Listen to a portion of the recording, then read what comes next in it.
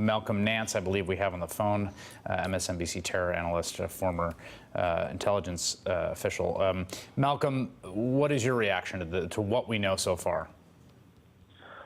Well, the British authorities appear to have worked very quickly, and from what we're hearing and reporting, this may have been a terrorist act. That has not yet been confirmed, but if they believe that they have the remains of a suicide bomber, that generally becomes very apparent very quickly. I've personally been right on scene of a suicide bombing numerous times, and the suicide bomber is nothing like an injury that you would see with any other type of victim. Usually they are no longer in one component.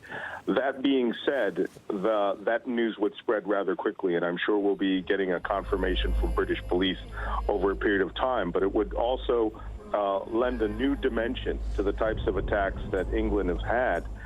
They haven't had a mass casualty suicide bombing in over a decade, and it means that the raids which have just recently been carried out may have had a broader plot. There appears that the British had done some arrests in other cities, but this one apparently slipped through the cracks. And, you know, the law enforcement in England and everywhere else in the world, you know, they have to be lucky all the time. And the terrorists have to be lucky just this once. And we may be seeing an example of that.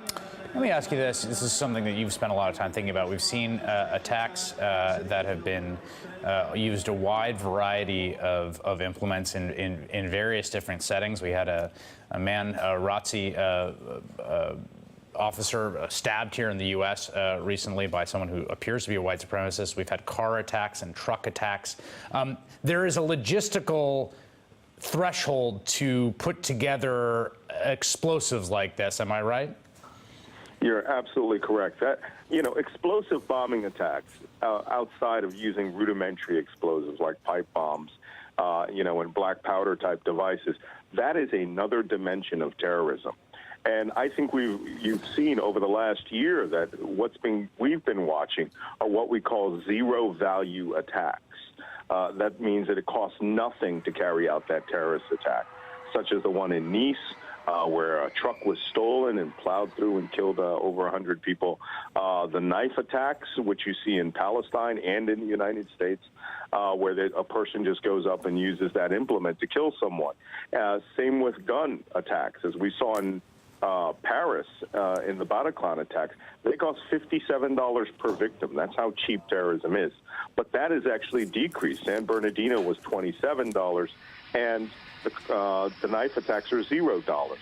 This appears to be, if it does turn out to be an act of terrorism, a more organized type of operation where they went back to the previous paradigm of building and constructing explosive devices and packs, and then using them as what we call human-guided weapons to go in and lay down a precision attack on a very specific location. This one is much closer to the Stade de France attack that occurred in 2015 during the Paris Bataclan incidents. And remind us, the Stade de France attack, what happened there? It was almost the same thing. If this turns out to be a suicide bomber attack, 2 suicide bombers were dropped at Stade de France in front of just across the street from the main entry of a very, very large soccer stadium at the height of a fully packed crowd. And the bomber could not penetrate the exterior perimeter security. In fact, he was standing in front of a small snack bar for some time, trying to determine the proper time. There were 2 bombers, and they went to 2 separate entrances, and they were stopped. One was stopped right at the gate, the foyer, just like this one, and he exploded there and injured only a few people. The other bomber got spooked and detonated his pack, and it killed no one except the bomber.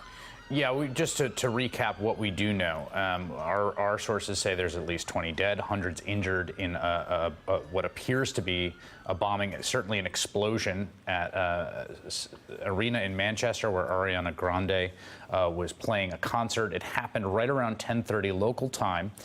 It was at the moment when the concert had just ended, and the reason I think this sort of fact pattern is important to kind of piece together where we are and what we know is that, as you can see, the lights have come on and people are streaming out. The reports we have indicated that the explosion itself possibly happened outside of the venue or in the foyer of the venue, so not right there in the middle of it. What precipitated a mad rush of people, obviously, to get out of that venue. It was audible and visible from quite a few blocks around. So all of that put together, the timing, the fact that it happened right at the end, the lights are out, when people would presumably be streaming toward the exits, and also what you say about the Stade de France attack and the fact that the security perimeter of a venue like this, you know, in any country in Europe right now, is not going to be easy to penetrate. Right. And, you know, it's interesting because your collection of those facts, those little intelligence indicators there, spell out a very deliberate pattern that we've seen. ISIS, for example, try to encourage with other attacks.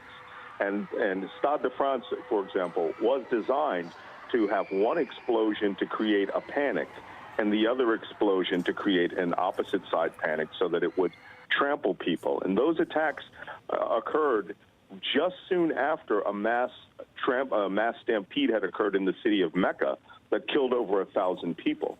And this is the sort of what we call, you know, terrorist strategizing at a tactical level that they do in order to get people to carry out the act of terrorism for themselves. So in this circumstance, if the concert was letting out and people are coming out, that's when you have the greatest compression of people near the gates, near the doors. If you detonate a device, it will create a natural human reaction to stampede.